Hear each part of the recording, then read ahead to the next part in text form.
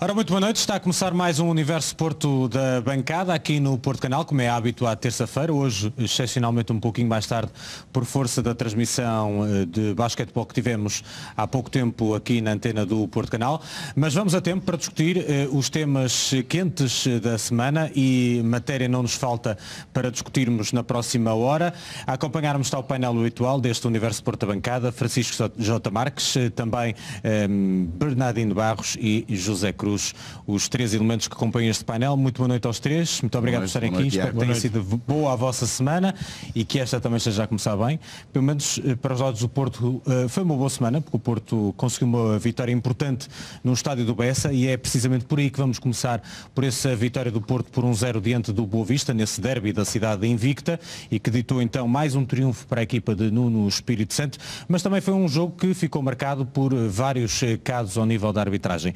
Vamos abordar aqueles que nos parecem nesta altura os mais importantes e que também não foram muito falados, alguns deles no que diz respeito a esse Boa Vista Futebol Clube Porto, e eu propunha que começássemos precisamente por vermos uma imagem que não vimos na transmissão, isto a propósito ainda do desentendimento entre Corona e também Talocha, jogador do Boa Vista, que teve, recorde-se, a tal entrada duríssima que acabou por lesionar Jesus Corona, que acabou mesmo por ser substituído ao intervalo e desse jogo, e depois já na saída para o intervalo tivemos acesso através das imagens televisivas da transmissão a essa troca de algumas palavras e também de algo mais entre os dois jogadores, mas vamos perceber porque é que isso aconteceu. Vamos mostrar essas imagens, propunha que começássemos precisamente por aí e também queria, Francisco, que precisamente começar por ti para analisarmos este lance em específico numa perspectiva que não foi mostrada totalmente na transmissão. Sim, estas imagens que nós vamos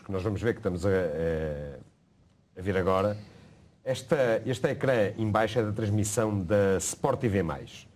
Quem esteve a ver o jogo não viu apenas a imagem maior e não viu a imagem de baixo. Mas pela imagem de baixo percebe-se que é o jogador Talocha que primeiro põe a mão no pescoço do jogador Corona. E o jogador Corona posteriormente reage a isso, colocando também a mão no pescoço do jogador do Boa Vista. Na sequência disso, o árbitro mostrou um cartão amarelo ao Corona. Ora, foi o jogador do Boa Vista que começou isto. Já tinha sido o jogador do Boa Vista, que tinha tido uma entrada violenta, que até deveria ter sido castigada com o cartão vermelho logo nessa altura. Mas não foi isso que aconteceu. Pronto, o jogo seguiu. O Corona lesionado ainda reentra em campo e é o jogador do Boa Vista que o vai provocar, que se aproxima dele, que lhe põe a mão no pescoço e que depois o Corona reage e vê cartão amarelo. Então porquê é que o jogador do Boa Vista não viu o cartão amarelo? Que nesse caso seria o segundo cartão amarelo e seria expulso. Isto teve interferência direta no jogo. O jogador do Boa Vista teve uma atitude provocatória,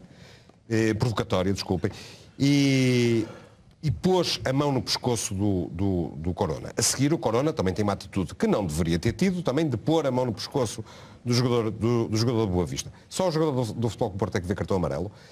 E depois, porquê é que na transmissão da Sport TV só se vê o jogador Corona a pôr a mão no pescoço do jogador do Boa Vista? Porque é que o que aconteceu segundos antes não foi visto. E não foi para o ar. Por um acaso, a transmissão da Sport TV+, que não dá o jogo, dá umas imagens vai dando, paralelas, digamos assim, ao jogo, estava a focar aquilo e permitiu que se percebesse que isso tinha acontecido. É aquela até história, devo dizer, afinal havia outra. Foi um adepto que nos contactou e que nos enviou, que nos chamou a atenção para isso. E nós fomos procurar a imagem e não a encontramos.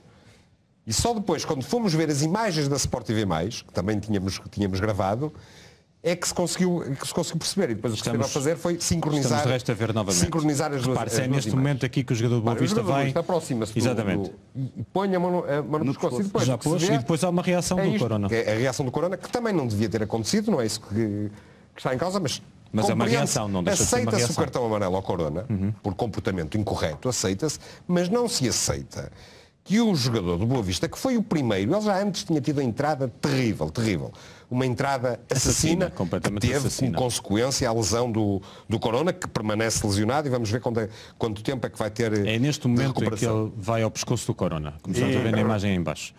Este tipo de coisas, o trio de arbitragem tem que estar vigilante sobre este tipo de coisas. É o que me parece. Foram demasiados casos neste jogo.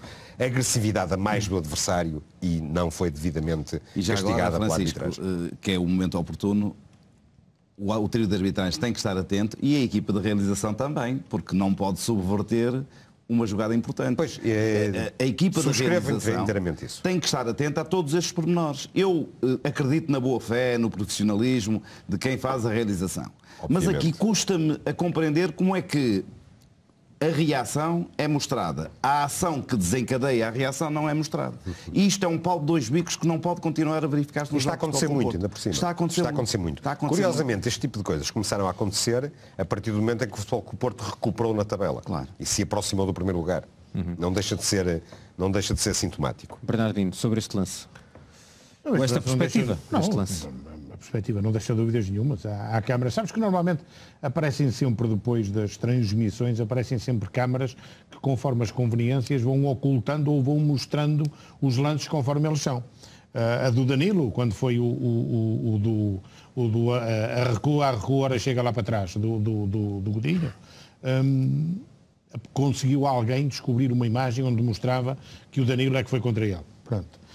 Depois há várias imagens em que são sonegadas. Umas na Benfica TV, onde não há qualquer repetição para demonstrar se há ou se não há fora de jogo.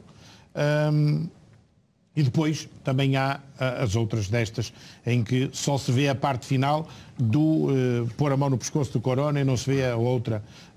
Agora, se quiseres, e é uma resposta a uma agressividade também do jogador do Boa Vista, só é cartão amarelo para o Corona, mas também mesmo assim, quem recebeu a falta que ele recebeu, quem levou a talochada que ele levou, né?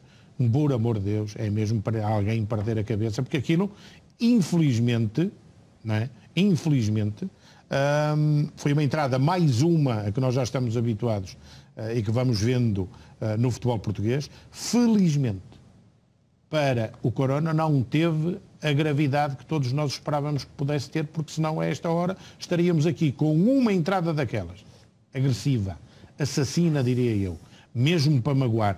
Que, atenção, que é punida pelas novas regras, os árbitros têm as determinações para, sempre que sejam entradas por trás, para serem punidas severamente. E o árbitro não fez isso. Claro. Cartão amarelo. Convém também e esse dizer, também é problema, esse é que é o grande convém problema. também dizer que interromper essa jogada para mostrar cartão amarelo é de rir. É de rir. Mas isso... Interromper para mostrar o cartão vermelho... Era uma jogada prometedora. Compreendia-se. E quando o árbitro apita, toda a gente ficou convencida que ele ia mostrar o cartão vermelho.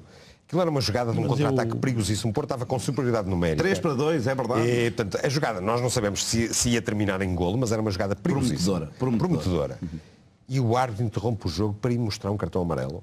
Pior do que isso, só aquela célebre jogada do Quaresma no Estádio da Luz. Sim. Que foi interrompida para marcar uma falta americana. Exatamente. Ora bom, mas houve mais. Deixa-me só dizer, já agora, assim, só para acabar isto, o critério disciplinar do Sr. Fábio Veríssimo, temos que dizer isto, não vamos analisar todos os lances, foi completamente, não foi uniforme. E isso é que se exige a uma equipa de arbitragem que tenha um critério disciplinar naquele jogo, naqueles 90 minutos, que seja uniforme, que utilize os mesmos critérios para jogadas de uma e de outra equipa. E ele não teve esse cuidado. Prejudicou claramente o Futebol Clube do Porto. Inclinou o campo a tentar que o Boa Vista conseguisse marcar. Foi claro, o Sr. Fábio Veríssimo estava a apitar a medo. E isso teve reflexos em vários jogos. Eu não vou para isso. Eu não vou para isso. Vamos avançar eu não vou porque isso só há premeditação. Vamos avançar para o outro lance. 2 minutos. Eu não me acredito em premeditação por uma razão simples. É fácil, por uma razão simples. Para haver premeditação é preciso ser inteligente para saber premeditar e para pelo menos orientar o jogo para essa tal premeditação. E eu não reconheço, muito sinceramente, a este árbitro, a este internacional proveta, que no espaço de dias consegue passar de árbitro de distrital para internacional. Não lhe reconheço de facto essa inteligência para ele ser um árbitro de premeditação. Nasceu para aquilo e a exibição que ele fez foi mesmo uma exibição distrital e nunca de árbitro internacional. Portanto, meus caros, está vamos explicado. avançar. Lance aos 2 minutos, foi um lance que também foi pouco discutido, mas que aconteceu dentro das 4 linhas, e vamos então ver esse lance, uma mão de um jogador do Boa Vista dentro da grande área, e também pedi uma rápida análise da vossa parte a este lance, logo aos 2 minutos. É bom lembrar, não é? Este lance, o que me parece mais importante de ressaltar é o posicionamento do árbitro. Tem visibilidade absoluta, perfeita para o lance. E isto foi resolvido com a marcação de um pontapé de canto a favor do Futebol Clube do Porto. Isto é um corte com a mão. Não há dúvidas para ninguém. Não está, o remate ou o cruzamento não é feito a 2 metros, não é feito a 1, 2 metros, é mais longe e o braço não está na extensão do corpo. Isso é verdade. Isto é uma grande penalidade. Esta grande penalidade passou em claro a toda a gente. Porquê? Porque também a realização, mais uma vez, mostrou repetições. Não foi capaz. Mostrou esta repetição. Mostrou esta repetição, mas não com esta velocidade. Exatamente. Mostrou a muito mais velocidade que não permitia ter a Exatamente. certeza. E só tornando a imagem mais lenta é que foi possível perceber exatamente como é que foi o lance. Porquê é que isso não é feito durante a transmissão do jogo? Mas acima de tudo, mais importante do que isso, é porque é que o senhor árbitro não é capaz de assinalar a grande E ele tem penalidade. um excelente ângulo de visão, como se vê na imagem. Se vê na imagem, é perfeito. Aquilo só tinha que apitar. Meus caros, vamos avançar para o... Esta noite também foi uma noite pródiga em outro tipo de situações. O Benfica consegue uma vitória com um golo que eu já agora queria que também mostrássemos aos nossos telespectadores, já que vamos passar também... O 2. Já lá vamos ao Benfica Chaves, mas aproveitando que vamos entrar no tema do Benfica Chaves, antes disso vamos ver o lance que marcou a noite de hoje, nesse Estoril Benfica, e que deu a vitória à equipa do Benfica por 2-1. O lance é este, o lance do golo da vitória. Bom não esquecer da equipa do Benfica, e já agora queria um comentário. Este é fresquinho. O Mitroglou está fora de jogo. Isto é... Ora, aqui vamos ver nós. Isto é um hat-trick do árbitro Jorge Ferreira. Depois do célebre Moreirense Benfica, decidido pelo Sr. Jorge Ferreira. Depois do célebre Paços Ferreira Benfica, decidido também pelo Sr. Jorge Ferreira, hoje completou o hat-trick ao decidir mais um jogo a favor do Benfica, ao validar este golo obtido em claro fora de jogo. É que não há dúvida. Isto não tem dúvida ninguém, ele está lá há muito, muito tempo que está em posição de fora de jogo. Sim. Portanto, não há dúvidas para ninguém. Como é que isto não é assinalado? Não é assinalado porque não podia ser assinalado. E não deixa de ser engraçado que, desde que o Benfica anunciou o pedido de reunião com o Conselho de Arbitragem, ganhou 2 jogos com clara interferência das equipas de arbitragem. Na sexta-feira passada, aos Chaves, uma arbitragem do Sr. Nuno Almeida, com o primeiro gol do Benfica irregular, um penalti claríssimo não assinalado a favor dos Chaves, no início da segunda parte. Portanto, no início da segunda parte o resultado poderia ser perfeitamente 0-2 para os Chaves. E estava 1-1 nessa altura. Portanto, claríssima influência no resultado. Hoje, mais uma vez, claríssima influência no resultado. Se isto não é consequência do condicionamento, da coação que o Benfica está a fazer aos árbitros, digam o que é. Mas, Francisco, é que tu falaste em 2, mas desde que o Benfica anunciou que ia ter uma reunião com o Conselho de Arbitragem, o Benfica fez 3 jogos. E nesses 3 jogos, os árbitros que foram nomeados foi Tiago Martins para o jogo em Braga. Mas já estava nomeado. Sim, o Nuno Almeida e agora Jorge Ferreira. Para completar este ramalhete, só falta que para o jogo com o Feirense da próxima jornada da Liga, penso que na sexta-feira, seja nomeado ou o Bruno Paixão, ou o João Capela está lesionado, não é? Ou um outro do género, um destes jovens árbitros internacionais. É para compor o ramalhete.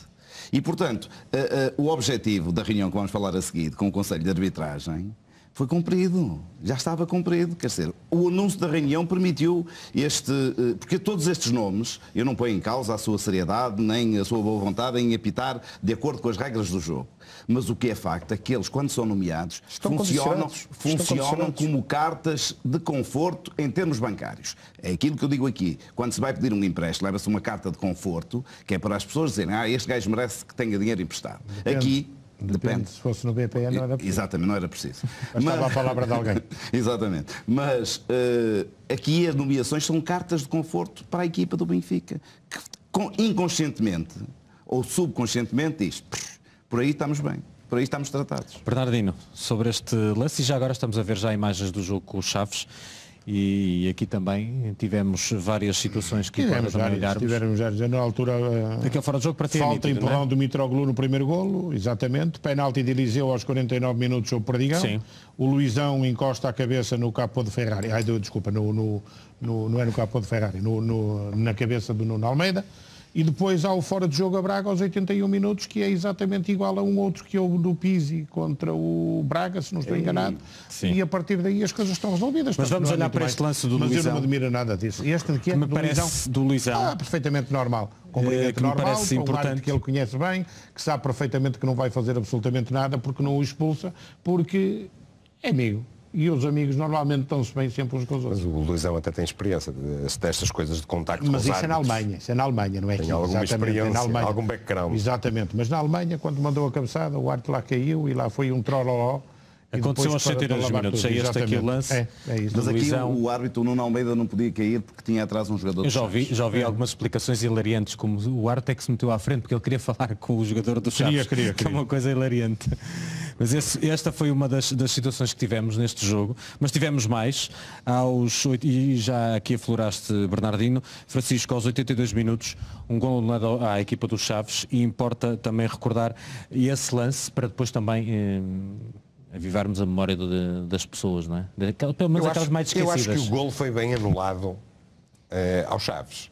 O problema é que o golo é um lance em tudo idêntico a um golo validado ao Benfica no jogo com o Braga na primeira volta, no Benfica-Braga. Sim. É em tudo idêntico. Repara-se aqui, na altura que o jogador chuta, o jogador do Chaves está em fora de jogo. Parece-me normal e correto que o árbitro assistente dê a indicação ao árbitro principal de que está fora de jogo e o árbitro assinala. Mas este lance é idêntico ao lance, a este lance que estamos agora a ver, que deu um golo do Benfica. Reparem, quando o Mitroglou chuta, o Pizzi está completamente em fora de jogo. A bola ressalta num jogador do... Mas a explicação que os doutos dão é que isto não foi um ressalto. Isto foi um atraso deliberado ou um passo deliberado do jogador do Braga. Por isso é que eles explicam. Por aí é a minha dúvida. Eu compreendo que quer um, quer outro, são fora de jogo. Agora, porquê é que há duas medidas diferentes nisto? Repara, foi deliberado. Ele esticou o pé para cortar. A bola bateu-lhe. Exato, é ressalto, é como o outro. Isso é ressalto, tem que ser anulado também. Esta diferença de critérios, que é muito comum nós vermos, tem um problema. É que é sempre a favor do Benfica. Isto é que é estranho, é sempre a favor do Benfica. Eu acho admissível que os árbitros tenham dificuldade de interpretação no momento. Só que isso deveria fazer com que essas dificuldades de interpretação acabassem por distribuir o mal por diferentes aldeias. Mas não, acontece sempre... Há sempre um destinatário destas coisas. E esse destinatário é sempre o Benfica. É verdade. Eu só gostava... Às vezes é preciso também analisar o comportamento não verbal dos jogadores. E o que é curioso no golo do Mitroglou, aquele golo em que ele empurra antes o defesa... É a confissão... É a confissão do Mitroglou que se vira para o ar, da própria linguagem corporal. Antes de festejar o golo, abre os braços assim, eu não fiz nada. Pois não. A linguagem corporal. O grande problema também aí, acho que nós devemos ir mais longe e também analisar alguns pormenores. E basta só uma coisa. Normalmente aquilo que costuma dizer e que está consignado é que entre o primeiro e o sétimo classificado, metade da tabela, normalmente aqueles clubes que poderão ali estar perto para ir à Europa ou debater um lugar europeu, normalmente serão apitados por árbitros internacionais. Também por isso é que, por além dos da Proveta, este ano também conseguiram subir mais alguns para terem árbitros internacionais para isso. A verdade é esta. Jogo Guimarães-Benfica, primeiro e quarto classificado na altura, não foi apitado por um árbitro internacional. Agora, Benfica-Chaves, primeiro, sétimo classificado, não foi apitado por um árbitro internacional. Curiosamente, e isto é quiz, não sei se vocês têm algum chocolatinho para dar a alguém, quem foi o árbitro que apitou nos dois jogos? o senhor do Algarve. Nuno Almeida. Olha, um chocolate para cada um dos senhores, só favor. Deve falar inglês, que é a principal característica para ser está tudo bem. Vamos avançar para o próximo tema. São só coincidências. Vou-te dar a palavra. São só coincidências, atenção. Vou-te dar a palavra, Zé, até porque é um tema que tu querias também aflorar aqui e que tem a ver com a forma como também as transmissões televisivas têm sido feitas, quer na Benfica TV, quer também na Sport TV, e é um tema que te é caro e por isso mesmo também queria que fizesse a tua análise daquilo que tens visto, sim, deste e dos outros lances que têm acontecido. Não esquecendo, por exemplo, o lance do Soares frente ao Tondela, por exemplo. É recente também. Claro, mas aí eu falei até se calhar demais e pareceu-me, eu não gosto de estar a pôr, portanto, a lançar suspeições sobre camaradas de profissão. Apesar de eu estar já reformado, continuo a considerar-me um jornalista. E como tal, os realizadores que fazem este tipo de coisas, em princípio, têm que ter carteira profissional também. E o que eu acho curioso é que não continuo sem perceber como é que a Benfica TV tem a possibilidade de fazer, tem este privilégio, que é um privilégio, de fazer as transmissões dos seus próprios jogos. Porque isto vai contra tudo o que é normal no futebol e principalmente porque viola as leis da concorrência. E a mim chateia muito, porque este lance, na repetição do lance do Mitroglou, para quem viu com atenção, a Benfica TV apresentou 4, 5, 6 repetições logo a seguir, com uma característica comum, é que não se via o empurrão. As repetições que a Benfica TV deu após o golo, imediatamente, nenhuma delas mostrava, e para isso bastava ter repetido o lance com a imagem, com a câmara do jogo corrido. Muito bem, e agora eu pergunto, o que é que faz a ERC? A ERC é a entidade reguladora da comunicação social, nos seus estatutos, no artigo 7º, que fala dos objetivos da revolução, diz assim na sua alínea D: assegurar que a informação fornecida pelos prestadores de serviços de natureza editorial se pauta por critérios de exigência e rigor jornalísticos. Eu pergunto onde é que está a exigência e o rigor jornalístico. Mas já no artigo 8º, também dos estatutos da ERC, e este artigo 8º trata das atribuições da entidade reguladora da comunicação social, a linha G diz: assegurar, em articulação com a autoridade da concorrência, o regular e eficaz funcionamento dos mercados de imprensa escrita e de audiovisual em condições de transparência e equidade. Como é que pode haver transparência e equidade? E eu pergunto, o que é que os senhores da ERC e da autoridade da concorrência andam a fazer? Andam preocupados com o Porto Canal. Com outras coisas. Não, é verdade. Não é se calhar. Não é se calhar. Quantas e quantas vezes? É verdade. Quantas e quantas vezes já aborreceram o Porto Canal porque o Porto Canal não cumpre por miudezas. Mas as coisas que são importantes não se preocupam. Mas também é ver quem são. Também é ver quem é que lá está. E a Benfica TV não é o caso único, não é? Se fôssemos alargar um pouco o leque, há casos também eles gritantes que andam para aí praticar jornalismo, sabe-se lá com que regras e com que respeito sobre as regras. Mas bom, vamos avançar. Eu não ter generalizado, porque estamos a falar deste caso concreto, claro, que aconteceu agora. Eu pergunto o que é que a ERC vai fazer. Vamos avançar e aproveitando um e-mail que chegou aqui através do Mário Fernandes, foi quem nos escreveu, aqui uma pergunta para o Francisco J. Marques, e já agora aproveitamos e introduzimos já o próximo tema, que é o tema principal desta noite. Diz ele assim: boa noite, bancada. Eu gostava de perguntar ao Francisco a opinião sobre o que saiu de cá para fora da reunião com o Conselho de Arbitragem, em que o Benfica só mencionou lances sobre o Futebol Clube do Porto. Abraço do Mário Fernandes. Mas isso quando é que foi escrito? Já foi a reunião? A reunião já foi. Já foi? Já foi. Com a Comissão de Arbitragem já foi? Já. Mas este lance não entrou? Não, este ainda não. Não. Nem a agressão de Samaris também no jogo de hoje? Não, pois não? Também não. Pois, é pena. Podia ir a tempo. Foi ser incluído também. Segunda-feira de Carnaval. E isto é uma data importante. O timing não foi da melhor, diz-me, Francisco. O Benfica foi o 8º clube a pedir uma reunião com o Conselho de Arbitragem.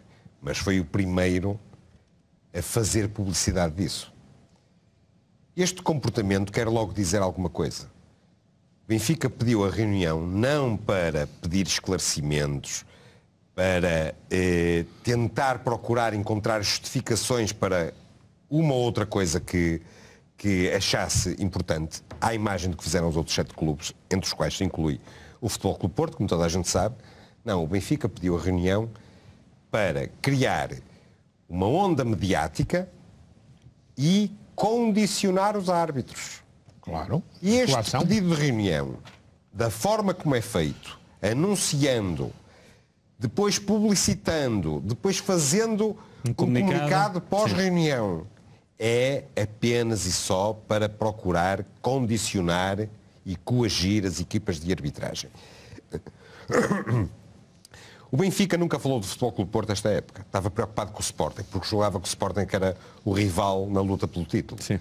E de repente acordou em pânico, quando viu que o Futebol Clube Porto estava a um ponto de distância. E a partir dessa altura só falam no Futebol Clube Porto.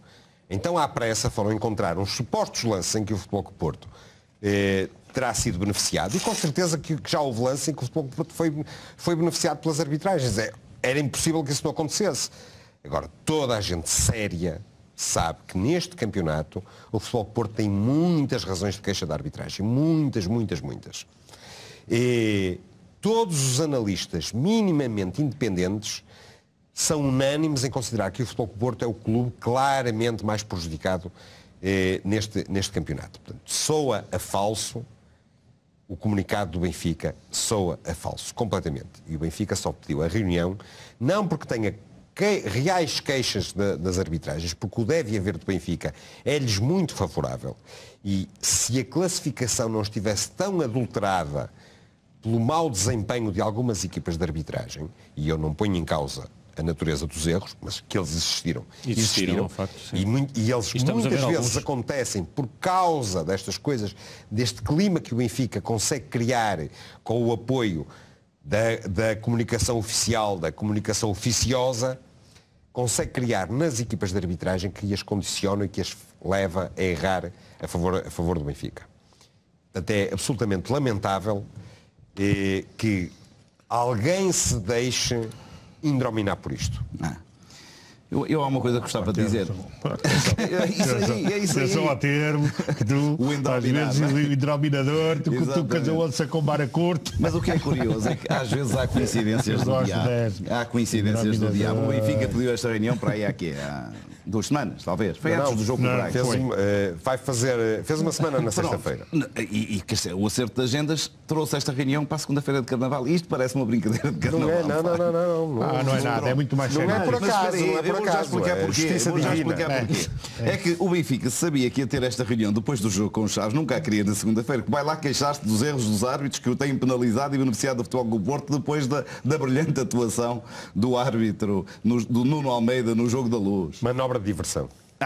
Manobra de diversão em que o Benfica é especialista. Saiu-lhe o tiro pela culatra em bom português. Portanto, eles foram lá queixar-se e os factos provam que o Benfica continua a ser beneficiado.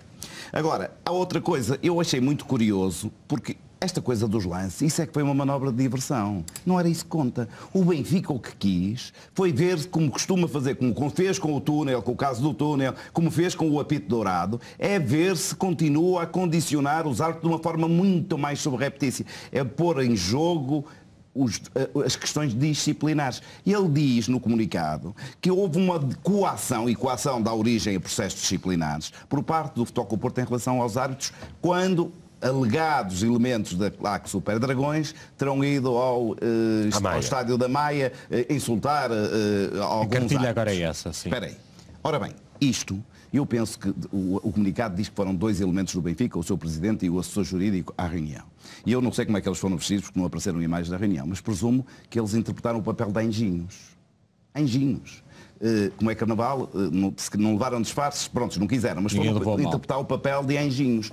Porque, de facto, coação é o Benfica que é o mestre, que tem telhados de vidro. Porque toda a gente se lembra, e nós temos ainda aí imagens, penso eu, daquilo que do Benfica ou os seus adeptos fizeram. Vamos passar Começamos, já que falei Jorge do diabo, como já que falámos, não, no diabo, quando teve aquela invasão. Também podemos começar por aí. Imagens da invasão do famoso diabo. Sim, mas isto são, e nunca tiveram nenhuma repercussão disciplinaar. Mas pior do que isso. Tiveram multa. E do Estado, as outras não. Muito pior que isso é que o senhor Luís Marques, o senhor Rui Franco, o senhor Hugo Silva, o senhor José Sousa, o senhor Tomás Lima, o senhor António Vieira... Se organizaram, não foi? São todos eles adeptos do Benfica. Foi provado em tribunal. Condenados em tribunal. Em tribunal daquela justiça que conta, não da justiça do senhor Ricardo Costa, mas da que conta, foram condenados em tribunal por perseguição e ameaças ao árbitro Jorge Sousa. O que é que aconteceu nas instâncias desportivas? Nada, zero. Então este caso, como é que o Benfica pode encher a boca a falar de coação de supostos adeptos do Futebol Clube do Porto, que nem se sabe se são adeptos do Futebol Clube do Porto, se não, mas vamos até admitir que são, por terem ido uma vez e foram felizmente interceptados pela polícia, não puderam fazer nada de preocupante, quando nós temos estes senhores que durante meses e meses perseguiram, ameaçaram, vigiaram o Arte Jorge Sousa, o Arte João Ferreira, o Arte Vasco Santos. Mas temos um outro caso, o Sr. Américo Alves, é também adepto pugilista, do Benfica. Não sei se é pugilista, isso não sei. Não. Mas não deu uma cabeçada. Deu uma cabeçada então no então árbitro Pedro Proença, que causou danos sérios. O Pedro Proença teve que ter uma intervenção cirúrgica para reparar a dentadura. Adepto do Benfica. Então isto não é coação? É mais coação e agressão. Teve reflexos. Não houve reflexos absolutamente nenhum. Mas há mais casos, porque nós temos que não podemos esquecer o célebre assalto à sede da Federação Portuguesa de Futebol, em que roubaram o computador do presidente da Federação, Fernando Gomes, o computador do então presidente da Comissão de Arbitragem, Vítor Pereira, e o computador da assistente do presidente da Federação, o Dr. Fernando Gomes. E mais tarde, muitos meses mais tarde, o ladrão foi detido, mas nunca se chegou a saber a quem é que ele tinha entregue os computadores. Mas foi depois disso que se começou a ter acesso às moradas de alguns árbitros. E foi na sequência disso que houve muitos árbitros perseguidos, que foram colocados na internet os sítios onde eles viam. O Futebol Clube do Porto não tem qualquer ligação com isso. Toda a gente sabe quem é que tem a ligação com isso. E isso não é coação. Portanto, todas estas coisas, coação é o que não falta do lado do Benfica. E, mais uma vez, o Benfica utiliza a manobra de diversão. Para não ser acusado de coação, aponta o dedo aos outros. E particularmente ao Futebol Clube do Porto. Porque o Futebol Clube do Porto, de repente, está nas costas deles. Eles tinham esquecido o Porto, para eles não era preocupante. E de repente acordaram. Vão ter que sofrer muito. Já nos tinham feito, aliás, lembra-se, e todos nós nos lembramos. E é verdade aquilo que disseste. A preocupação era o Sporting, não era o Porto. Porquê? Porque o Porto, desde há 2, 3 anos, esta parte, o funeral, já estava feito. Só ainda não tinham aberto a cova para lá meter o caixão do Futebol Clube do Porto, aquilo que eles apelidaram e começaram a apelidar a sportinguização do Futebol Clube do Porto. Ou seja, estávamos mortos, não ressuscitávamos, não havia hipótese nenhuma. Só que as coisas não são tão bem assim. E quando não são, quando começas a ter que o Futebol Clube do Porto, neste momento, tem o 4º melhor registro de pontos desde 2003, 2004. 56 pontos, que representam 17 vitórias, 5 empates e 1 derrota. Melhor do que isto, só Josualdo Ferreira em 2007, 2008, tinha mais 1 ponto. Vítor Pereira em 2011, 2012, em tudo igual a este registro, até número de vitórias, empates e derrotas, exatamente igual. Vítor Pereira 2012, 2013, que tinha 1 ponto a mais, e Vilas Boas em 2010, 2011, que tinha 8 pontos. Para além disto, são 20 jogos sem perder, desde a 3ª jornada que o Futebol Clube do Porto não perde. Esta é a melhor série da Liga. Para já, não há hipótese absolutamente nenhuma. 7 vitórias consecutivas. E pode ser que na próxima jornada, em caso do Futebol Clube do Porto vencer, resta saber quem é o arte que virá, o Futebol Clube do Porto vencendo, então faz a melhor série de todo o campeonato com 8 vitórias consecutivas. E é a melhor defesa do campeonato e o 2º melhor ataque. Este é que é o grande problema. E depois, ainda há outra coisa mais, que é isso, a tal crise profunda em que nós caíamos. Mas só que há uma coisa com que eles não contam. É que para além dos dirigentes, para além da equipa técnica, para além dos jogadores, para além de todos que estão unidos dentro de campo e à volta de tudo aquilo que devem fazer, conforme nós vimos no jogo agora do Bessa, há uma coisa com que eles não contavam, é que julgavam que os adeptos e a massa associativa que estava dividida. Não está. Desde o jogo de Setúbal, onde eu também estive a ver o jogo, lá, que tens uma mola humana a acompanhar o Futebol Clube do Porto por todo lado. E isso é que lhe dá força. Foi aquilo que tu tiveste agora no Estádio do Bessa, onde tiveste mais de 10.000 pessoas a assistir ao jogo e a levar o Futebol Clube do Porto a mais uma vitória, contra tudo e contra todos, que curiosamente, foi uma das frases que no dia 1 de janeiro de 2017, o treinador do Futebol Clube do Porto disse no treino aberto. No treino aberto contra tudo e contra todos. Podem contar com isso. Está a cumprir a sua promessa. Temos todos unidos e vamos continuar a contar que não é preciso. Eu sei, eu tenho a certeza absoluta que já no próximo sábado, é sábado, não é? O jogo com o Nacional, vamos ter o estádio completamente cheio, com os adeptos e simpatizantes do Futebol Clube do Porto a inundar o estádio de apoio à equipa.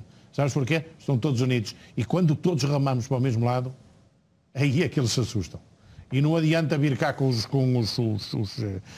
relambórios dos 6 milhões que quando abrem a boca eles vêm. Curiosamente, tinha aqui uma apontada que é assim, só falo de arbitragem quando quiser. Esta é fresquinha também, foi de ontem. É do Rui Vitória. Não, é de ontem. Sim, sim. Só que agora, depois do jogo terminado, e quando lhe perguntaram sobre o lance do fora de jogo, não viu. Tinha saído para o flash interview. Como se um treinador saísse antes do jogo terminar, sem ver o golo que lhe deu a vitória e ir para o flash interview. Ele falou de um empate. Exatamente. Saiu antes do flash interview? Não, mas não. Podia estar com pressa. Essa é que é a grande realidade. O problema é isso. Eles andam, conforme se diz na gíria, andam a bater válvulas. E nós estamos lá. Na luta, eu não estou a dizer que vou ganhar. Eu não estou a dizer que o Futebol Clube do Porto vai ganhar. O que eu estou a dizer é que o Futebol Clube do Porto está lá. Morde os calcanhares. Depende única e simplesmente deles todos. E atenção que há uma coisa que eu já deixo aqui de alerta e é necessário ter isso também e nós temos que ter essa alerta e deixar o alerta para todos, porque faltam 3 jornadas para o jogo do Benfica-Porto. E atenção que nós temos alguns jogadores, precisamente com a bica, como se costuma dizer. E resta saber nestas 3 jornadas qual será o ponto cirúrgico onde eles querem bater, precisamente para que os jogadores fiquem de fora desse jogo importante. É que pela história também nos últimos anos, ali é mesmo um salão de festas. Portanto, as coisas tremem de que maneira? Vamos aguardando com calma e vamos vendo. Mas que eles andam com medo, andam sim senhor. Daí todo este folclore e tudo isto que anda a ser montado há mais quanto tempo. Mas a cara não dá com a careta, quer dizer, eles estão-se a queixar de prejuízos arbitrais e depois, quer dizer, no jogo da Liga foi o que se viu, hoje no jogo da Taça foi o que se viu, quer dizer, isto é o ridículo. A realidade às vezes é muito dura. E às vezes é bom lembrar a forma como o Futebol do Porto foi posto fora da Taça. Exatamente. Depois de ver este golo, é bom recordar como é que o Futebol do Porto foi posto fora da Taça. Mas se isso acontecesse com o Benfica e com uma arbitragem miserável conforme aquela foi, se calhar já tudo tinha passado para além dos limites de capas de jornais, de tudo a chamar a atenção dos tais 6 ou 9 milhões. Agora repara, quantas vezes apitou mais o João Capela desde esse jogo? Acho que não vi, eu não me lembro. Está lesionado. É para se salvar, não é? Pois. Mas acho que por falar no João Capela e nessas coisas, eu acho que nós devíamos ver um vídeo do Marco Ferreira. Sim. Temos esse vídeo. Porque é um ex-árbitro que sentiu na pele. Não, isso é um caso que até extravasa o que é apenas e só o mundo do desporto. Porque eu não sei se podemos ver isso. Vamos então escutar as palavras de Marco Ferreira, ex-árbitro. Vamos a isso. Não foi o próprio Marco que deixou a sua carreira e quando deixou a sua carreira disse que antes dos jogos do Benfica recebia telefonemas do Sr. Vítor Pereira para que os jogos do Benfica corressem bem? No ano que eu desci divisão, disse na altura que desci e continuo a dizer e a afirmar, mas também ninguém se importou em saber mais nada. Nem o Ministério Público, nem a Polícia Judiciária, eu não fui contactado por ninguém. O que eu disse foi que o Vítor Pereira, no ano que eu desci, na época que eu desci, nos 3 jogos que eu fiz do Benfica, na semana anterior ligou para mim, o que não era normal. No último jogo, Rio Ave Benfica, o Vítor Pereira ligou para mim 2 vezes, na terça e na quinta, o que não era normal. E o que ele disse foi, atenção que isso é o jogo do título, estavam a 4 pontos do Porto, e eu disse, não é o jogo do título, está a 4 pontos, e o Vítor Pereira disse, é diferente e para o Clássico, em Abril, com diferença de 4 pontos e com diferença de 2 a 1 ponto. Isso é uma forma de quê? Não sei. Passar a roupa pelo pelo? Otávio, deixa-me só... Isto é uma forma de quê? Era aquilo que estava a ser perguntado ao Marco Ferreira. Assim, um árbitro, ou no caso um ex-árbitro, faz uma denúncia destas, de que o responsável pela arbitragem lhe liga sempre antes que vai arbitrar jogos do Benfica e isso não faz isso quando vai arbitrar os outros jogos. E até reforça, na semana anterior... Até lhe liga 2 vezes antes do jogo Rio Ave Benfica, né? E diz-lhe que uma coisa é receber o Futebol Clube Porto com 1 ou 2 pontos de avanço, outra coisa é receber com 4. Vai ao pormenor, não é? e ninguém investiga. O Ministério Público finge que isto não aconteceu. A Polícia Judiciária finge que isto não aconteceu. Isto já extravasa o que é o futebol. Isto mostra a dimensão do povo. Isto, como é que é possível? Em qualquer outro país, vocês acham que uma coisa destas seria possível acontecer? Que um árbitro espanhol chegar a uma televisão e dizer assim: o presidente aqui sempre que eu vou arbitrar o Barcelona ou o Real Madrid. Havia um escândalo em França, em Inglaterra, na Alemanha, em Itália, na Conchichina, mas em Portugal nada acontece. Nem na justiça desportiva, nem na justiça nem na justiça desportiva, nem na justiça desportiva também já não tem um homem que devia tratar disso. O que era isto? Isto não era coagir o árbitro? Isto não era coagir o árbitro? Não é isto coação? Não, é bons coação.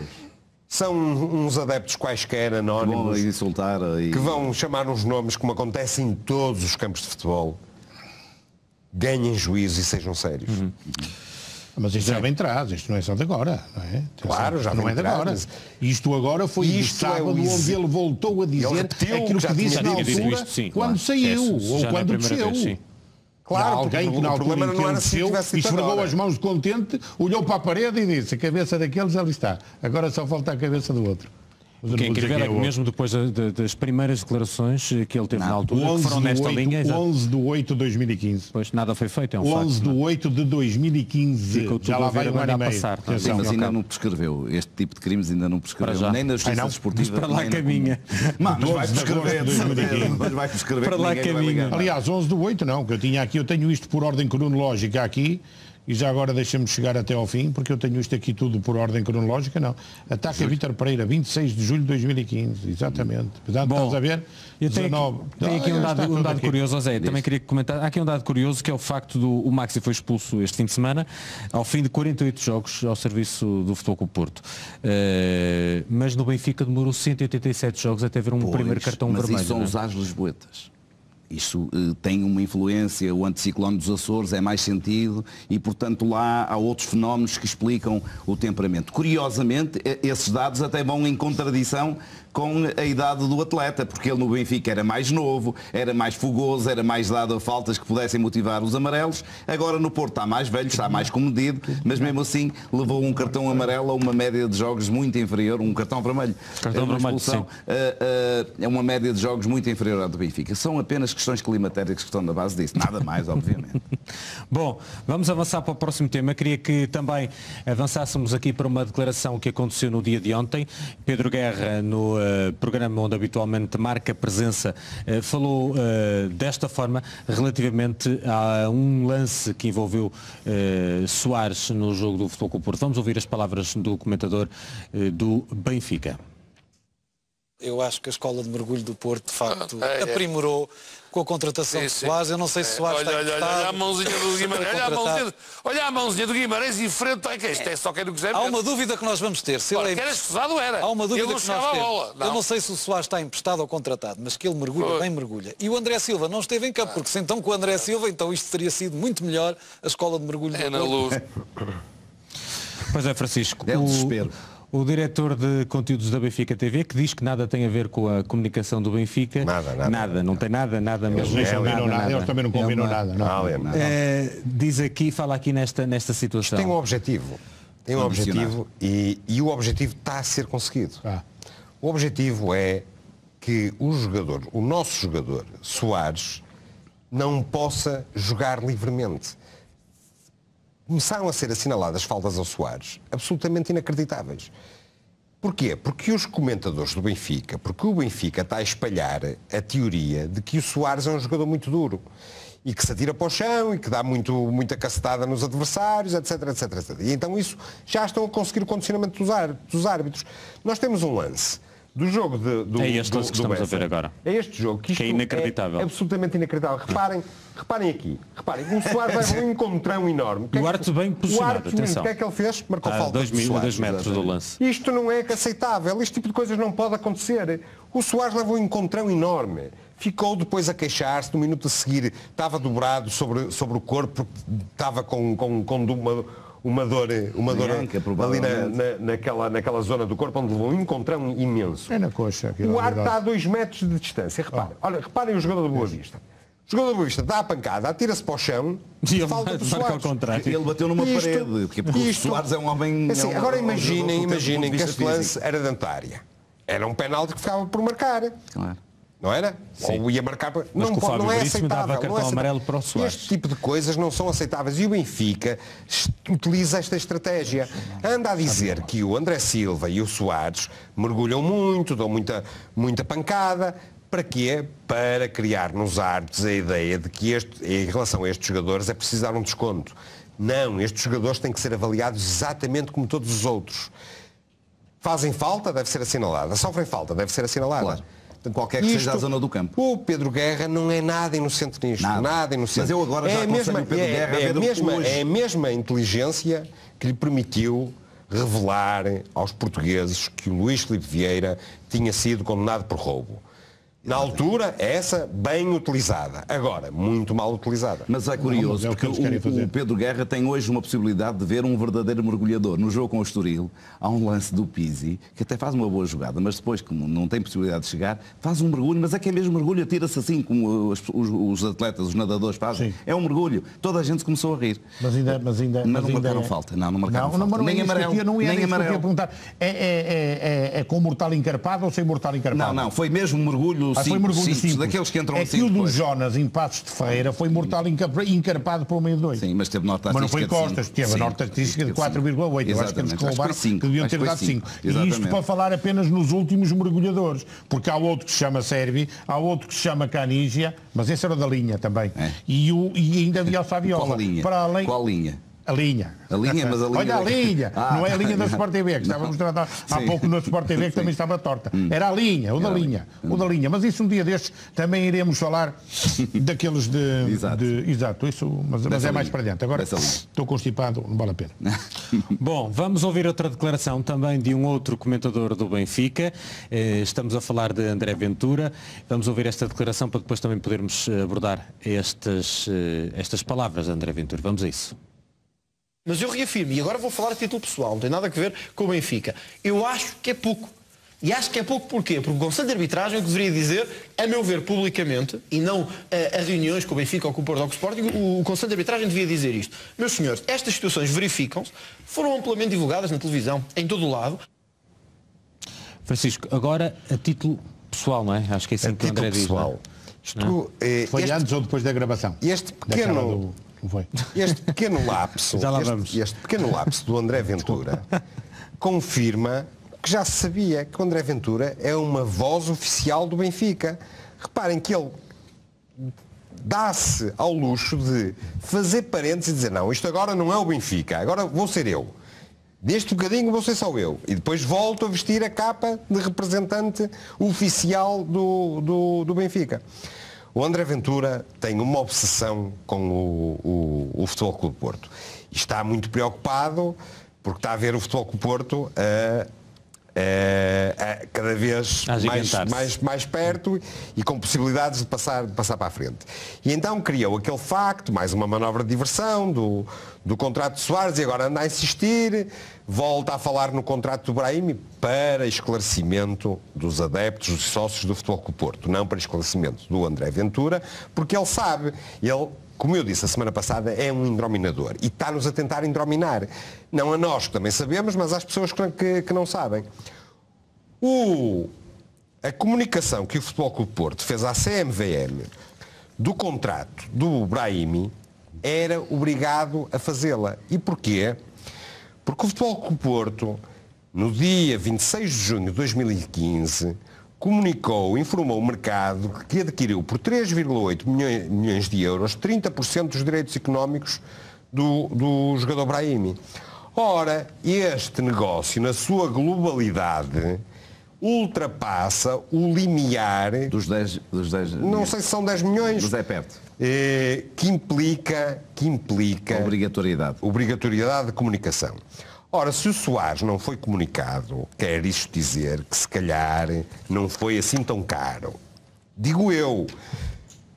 Mas o André Ventura pode continuar a investigar para ver se ele descobre, não que alguém lhe arranje, mas descobre agora. Escusa é de continuar a tentar indrominar-nos, que ele sabe perfeitamente porque é que o Brahimi foi comunicado e porque é que o Soares não foi comunicado. Ele sabe. Mas a semana também ficou marcada de facto por uma outra situação, que foram escutas que foram reveladas num telefonema. André Ventura foi apanhado com a boca na botija. Agora vamos ouvir. Portanto, o que vocês querem saber é se nós nos coordenamos, eu e o meu primo. Isso claro que coordenamos, tem a ver com qual de nós é que dá mais cacetada e mais forte. E à mesma hora, que é para ver mais, claro. Portanto, preparamos logo isto tudo, isto é o almoço, fica preparado onde é que vai ser a cacetada, como é que vai ser, e quem é que vai mais. Depois, se ele dá menos, eu ligo, não é? Dizer, Pedro, estás a ser um menino, assim não dá, senão diz-me ele, hoje foste muito fraquinho. O Rui às vezes junta-se a nós, outras vezes não. Portanto, isto é tudo coordenado. A única diferença...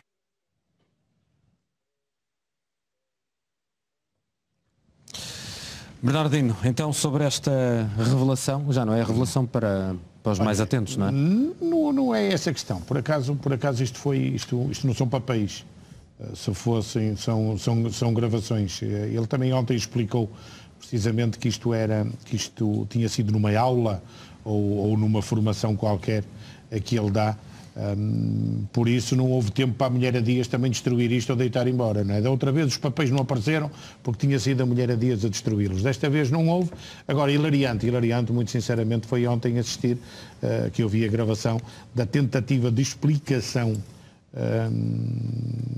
de contrariar. Não, tanto dá vontade de rir que os outros dois comentadores estavam-se a rir a bandeira despregada. Eu também estaria. Nada disto me admira. Sabes que nestes últimos tempos há algumas coisas que nós vamos vendo e algumas canções daquelas antigas.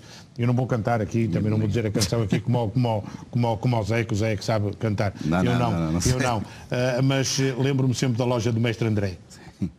Desta vez, não sei se há pifarinho, se não há, mas uma coisa eu tenho a certeza que há um primo lá trabalha. E um padrinho. E agora, é isso mesmo. Chegamos à conclusão que há um padrinho. É perfeito. É uma santíssima trindade que é um espetáculo. É a família. Expliquem que eu não conheço nada. Isto é a verdadeira máfia.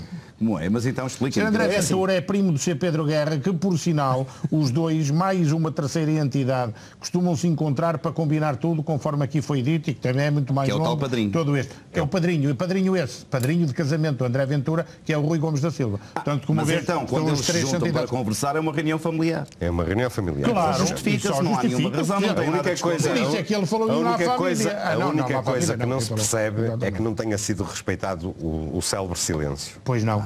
Da Omerta. Não é? Mas não foi da Omerta. Mas isso é um pacto até, não é? Agora, não sei como é que isto foi um lapsus língua.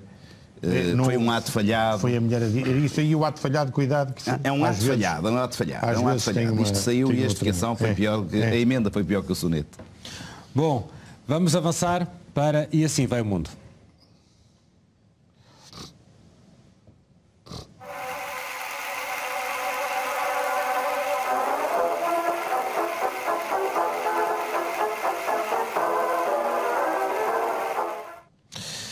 E assim vai o mundo. Esta semana vamos olhar para o Twitter da Liga Portuguesa de Futebol, porque temos este dado curioso. Hoje o Twitter da Liga fez referência e publicou um tweet a fazer referência ao aniversário do Benfica, que se comemora no dia de hoje, precisamente. Isto foi o tweet publicado pelo Twitter da Liga Portuguesa de Futebol, mas importa, e eu queria também que vocês fizessem, comentassem o facto de, a 28 de setembro, o Futebol Clube Porto também fez anos, não é? Também faz anos. Teve um tweet. E a Liga fez um tweet. E a Liga fez este tweet. Ora, vejam lá. Qual foi o tweet que a Liga decidiu fazer nesse mesmo dia? Desejar boa sorte ao Benfica. Está certo. Maravilha. O Benfica merece boa sorte, não é? É um clube português. Eu também acho que os clubes portugueses merecem sorte quando vão jogar as coisas europeias. Exatamente. É o patriotismo. É o ato falhado. Para o padrinho não. Para o padrinho não. Exatamente. Para o padrinho não. Isto é outro o padrinho ato quer que levem 3 ou 4. Outro ato falhado, deste caso é da Liga. Meus caros, e depois dizem que há equidade, tratamento, transparência. Meus senhores, tenham vergonha. Vamos terminar pedindo desculpa às pessoas em casa. Pedindo às, como? Não havia umas escutas que passaram de um tal Hugo Gil que falava portanto, de que estava a ser muito mal valorizado o seu trabalho, que era ele que fazia o trabalho. Nós aqui não gostamos de falar das finanças alheias.